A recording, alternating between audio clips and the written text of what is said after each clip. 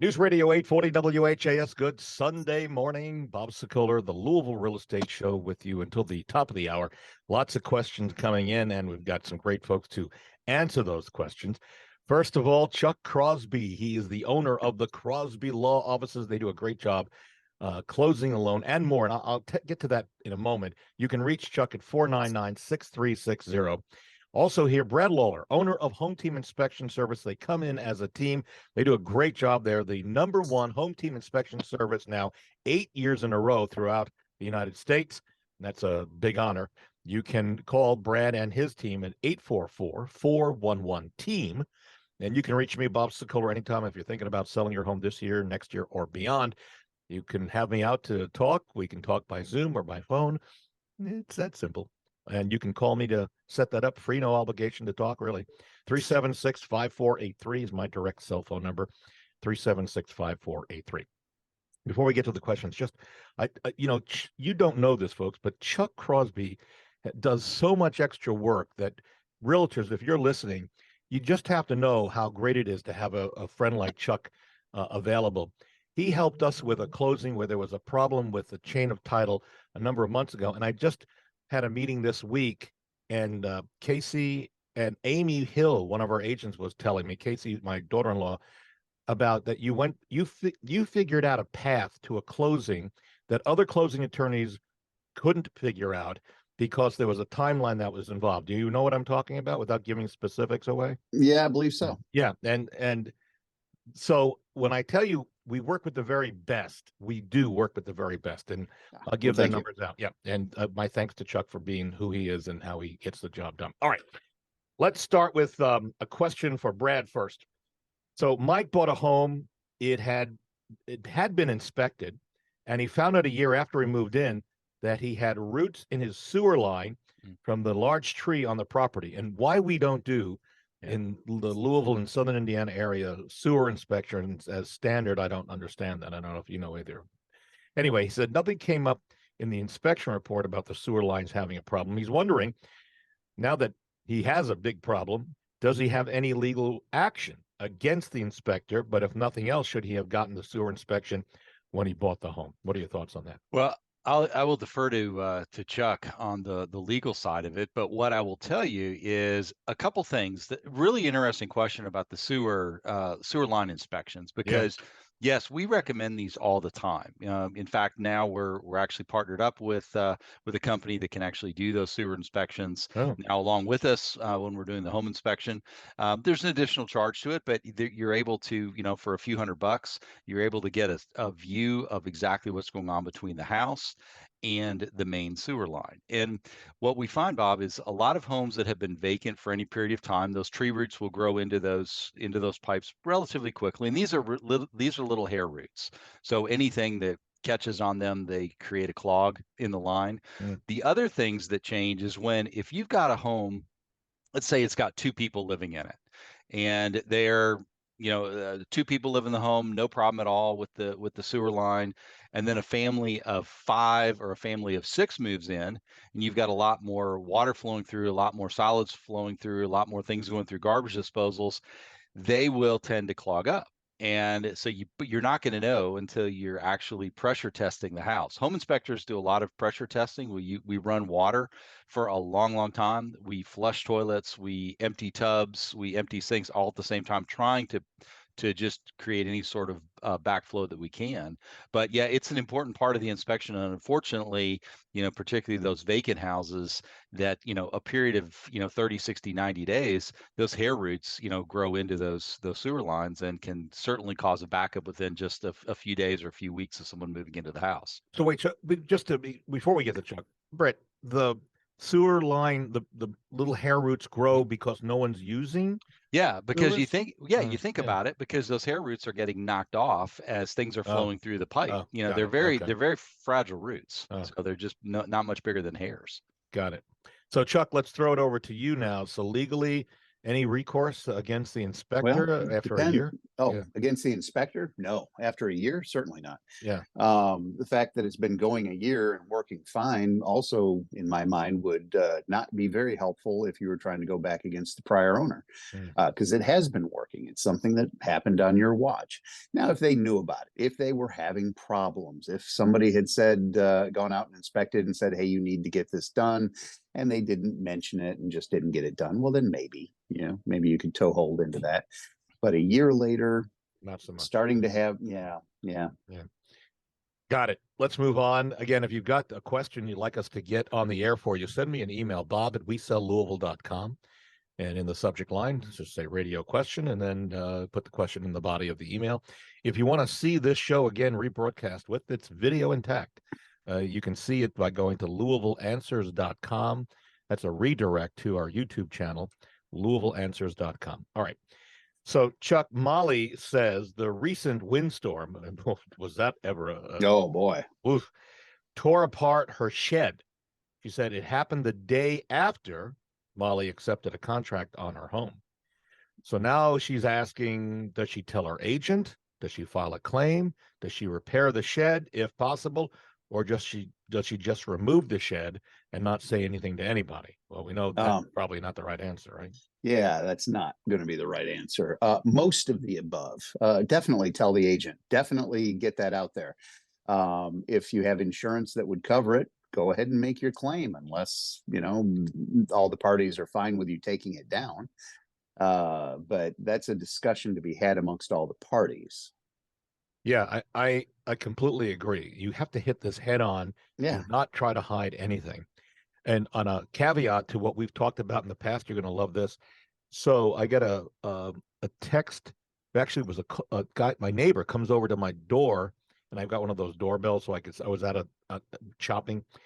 I told him to send me a text. What the deal was, there was a tree that was coming down again because of the storm. It wasn't a big tree. So when I got back, I told him I'm home, and we met out on the side of the property where the tree had come partially down. It was really in bad shape, and it was right on the property line. So, Chuck, this is even better than apple pie diplomacy. That, in case if you've missed that, Chuck always says, so just go over, discuss it with apple pie. It's going to help the thing. So I saw it. It wasn't a big deal. I had my landscaping crew, which is just phenomenal. If you ever need people, by the way, to do your landscaping, folks, I've got a guy and his team who are phenomenal. They were out this week, had to take it down, no problem. And I'm not even going to bother talking to the neighbor about reimbursing, because I don't think it doesn't matter. It was so minimal. I think it does goodwill for my neighbors, right? So anyways, that's how we should be handling things if that's possible. So I wish you the best on the shed on that, Molly. Let's move back over to Brad. Eli sent this email. He said he's buying a house, having it inspected, but the inspection is during the time that Eli, has to be at work. He says, is it necessary for him to actually be at the house during the inspection, Brad? No, it doesn't. It's not a requirement. Certainly, it's a best practice. But I know, with Home Team, we're able to, Zoom people in or FaceTime people in, or do kind of virtual walkthroughs. There may be another time. We've had out-of-town investors or people moving into the city that they're not here and they want to have a look at the house once they do get to town. We've done situations like that. A lot of the agents will show up for those inspections, kind of on behalf of the buyer. So it's not a requirement, but certainly what I would tell anybody who can't be at a walkthrough with their inspector, make sure you read the entire report. And if you have any questions at all, pick up the phone and call your inspector right away to make sure that you have a clear understanding of what you're seeing in that report. It's probably the next best thing that you can do, but just best practice for everybody is just make sure you don't have any questions about that report. That's the thing that frustrates buyers more than anything else. They just said, well, oh, I didn't read all the way through the report. I just thought I would look at the summary and that would tell me everything. But there's a lot of information in the report that's very valuable, and some things you may need to do. Some professionals you may want to have come in and take a look at things like roofs, that may have been wind damage here lately. Yeah, especially in the past couple of weeks, for sure. Right.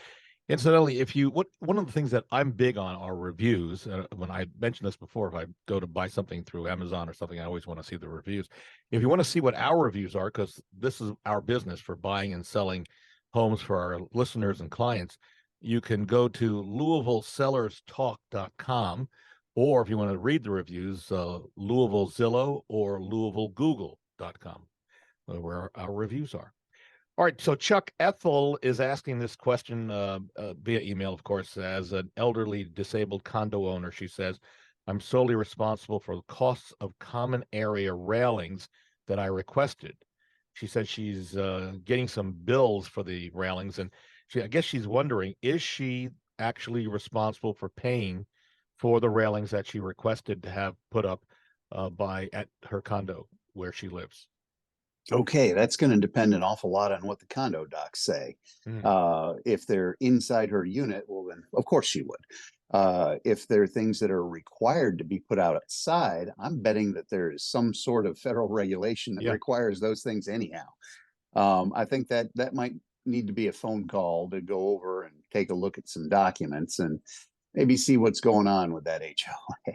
Yeah. So, and on this, Ethel, I'll give out Chuck's number in a second, but if you've got an attorney or somebody that you trust, maybe a relative, you might want to check with them. I know also call the condo association directly and say, hey, what's going on? Yeah. What are my rights here as since I'm in that category that I need to have these out there. So, okay. We're going to take a break. When we come back, we're going to talk about radon with Brad. It's important. We haven't talked about it in a long time, but it's a safety check for you, how to protect your family and what it's all about. We'll go pretty quickly, so we won't be dwelling on it a whole lot, but just know it's a problem in a lot of the areas we see here in the Louisville and Southern Indiana area. We'll take a break. With us, Chuck Crosby, the Crosby Law Offices. Not only do they do closings, they do wills and a variety of other things. You can reach Chuck at 499-6360. Brad Lawler, also here, Home Team Inspection Service, 844-411-TEAM. And they are a great group of people. If you're going to have an inspection, you can pick your inspector. This is the people that I would highly recommend that you use. You can reach me if you're thinking about buying or selling a home in the next year or beyond. Feel free to give me a call, no obligation. We can talk, we can go meet by Zoom, or I'll come out in person, and we'll discuss what the path is to get the home sold whenever you decide to put it on the market, and we'll find out what the home is valued at. You can reach me anytime at 376-5483. That's 502-376-5483. We're back in a moment on News Radio 840 WHAS. News Radio 840 WHAS, Bob Sokoler, the Louisville Real Estate Show, here with you until the top of the hour. Continuing with us, Brad Lawler, owner of Home Team Inspection Service. They come in as a team. They're a great group of people. They do a great job. Home inspections, you can reach, and also, I guess, commercial inspections as well. And Brad also has, by the way, a new company part of his group. It's for termites and a variety of things. I'm going to have you give the number out in a second. Sure. But you can reach Brad for Home Team Inspection at 844-411-TEAM. And the phone number for your bug out? Yeah, for Team Bug Out is 502-357-7700 or teambugout.com. Also here, Chuck Crosby, the Crosby Law Offices. You can reach Chuck if you're thinking about a closing. This is the guy you want to use. Also, if you need a will done, I will tell you he has done my will and several of my family members. So we trust him. You can reach Chuck at 499-6360. And if you're thinking of selling your home or buying a home, you can reach me. You can check our reviews on Zillow, LouisvilleZillow.com or LouisvilleGoogle.com. My direct number is 376-5483. And I try to answer that morning, noon, day, night, whenever. Just right after the show, you can call me, 376-5483. Radon, it's a serious problem. A lot of times it's not given enough importance in the purchase of a home. So, Brad, let's go through this quickly. What is radon? How does it get into our homes? So radon is a radioactive gas that permeates up through the rock that we live on. It's odorless, it's colorless. We don't know it's there. The only way to measure it is to use a technical device. So you know, there's simple products you can use, like a charcoal canister that's there, but home inspectors like my company, we use, you know, more sophisticated testing equipment. There's also equipment available that you can purchase, like I have for my house, that tests the indoor air quality year round. Mm-hmm. The problem is if it goes unabated. Yeah. We measure radon levels in picocuries. The limit here in the United States is 4 picocuries or above needs to be mitigated. Right. Unfortunately, over in Europe, it's what, 2.8 pico. Yeah, it's two. I think it's 2.5 in Europe and in Canada. Yeah, there's about 21,000 deaths a year that are attributed to it because it's the leading cause of lung cancer for non-smokers. And the second leading cause of lung cancer among smokers. Right, exactly. Yeah. So it's, I mean, EPA says that 1 out of every 15 homes has elevated levels of radon. It was only discovered in the mid 80s when the discovery even happened that we had this gas in our homes. But today in the Louisville area, because we are considered to be the highest level of radon, what they call level 1, EPA suggests that about 52% of homes in our area have elevated levels of radon. So it's either you or your neighbor, according to the EPA. Yeah. We should point out that if you're at all concerned, if it has not been tested, or even if it has been tested many, many years ago, you may want to have a radon test now. The cost on that these days for a radon test, Brad? I mean, you're somewhere under $200 to have it tested. The mitigation, mitigation can be a little bit higher. Mitigation is going to depend on the home and the installation of it. You know, you're probably looking at $900 to $1,200 plus for the mitigation. So it's not horrifically expensive. You know, it's better than living with it for sure, but it's not like a $15,000 cost for most homes. And one final caveat to this is if you're having radon tested in your home by a licensed tester, I would always suggest that you not use somebody who also does mitigation, because I personally feel, I don't know how you guys feel, it's a conflict of interest because they can, not that they're going to, but there's always that opportunity. The numbers may be a little different, and you want somebody who does the testing by themselves, and then you find a separate group to do the installation for mitigation if you need it. Or just to make sure that they're using the highest level of equipment, like I use the AirThings Corinium Pros, which are Bluetooth enabled. They're continuous monitors, so you have a graph showing the actual readout during the entire time. It's checking the temperature, it's checking the barometric pressures. Speaking of barometric pressures, you ought to see what happened when the windstorm came through. It's the lowest reading I've ever seen on my monitor. Crazy, like hurricane low pressure. But it also, they're tamper resistant, so somebody couldn't take it outside to try to have the detector breathe fresh air. But the best companies are going to use the best equipment out there for sure. And that, Chuck, you may want to, I don't know if you've done this, I know you're in a condo, but AirThings, that's the one that I bought that you recommended from through Amazon. Yeah. And it monitors, and you got a remote on your phone, so you're able to see at any one time and graphs. So I don't know, Chuck, how much you're into this, but it's so important. You might, what was it, about $200 maybe for? Yeah, I mean, the systems start, those continuous radon monitors, depending on what you got. I think, Bob, you got more of an upgraded, I think you got the Wave system. I have what's called the Wave Plus with the hub. So I can see, everything about my house from, when I'm even out somewhere else, other part of the country. But they're going to run 150 to 250, $300 for that system. The other thing that's kind of curious, if people want to know, go to radonmap.com. and you will see pockets of where radon is high, and you will see the seasonal trends. Like, my house transmits, so I get my data is included with all of the other data there on Radon Map, and you can see, during the winter months, radon is higher than it is at other times of the year. Once we close those windows up, we close those doors up, and the heat's running, the radon levels are going up in our homes. So it is a seasonal condition as well. But radonmap.com shows the seasonal variation through all different parts of Louisville. Pretty interesting map. I wish we had vision right now on the radio to show. It's a very interesting map. Yeah. We move on. Oscar, according to this email, says he owns several homes on the west side, Chuck, west side of Louisville. He received notices that one of his properties is going to be demolished. And he's wondering, what are his rights? What is his next step? I suspect, without Oscar saying it, that the house is in a bit of disrepair. I would guess so. Usually Yeah. before you get a notice to demolish, you've received or there have been multiple notices mailed out regarding deficiencies. So when you get to the whole order to demolish, the question is it a notice of a hearing for the order to demolish, or is it the actual order itself? Once you've gotten that far, if you haven't gone and tried to appeal it, you might very well be out of luck. Our rights are like anything else. If you don't use them, you lose them. If you're cited for a deficiency, you have the right to go to a hearing to defend yourself. If you lose that and then it keeps going and going and going, well, before they get to the order to demolish, there's been multiple chances to fight that. So without seeing the actual order and checking it out, now I do know up until it is in fact demolished, we've seen things done. If you go in and you take care of it yourself, yada, yada, yada, there is some leeway. But once that order is given, you've pretty much bailed on a number of hearings. That's the new definition of yada, yada, yada that I've No, heard. I got you. Yeah. Yeah. Okay. Yeah. Sorry.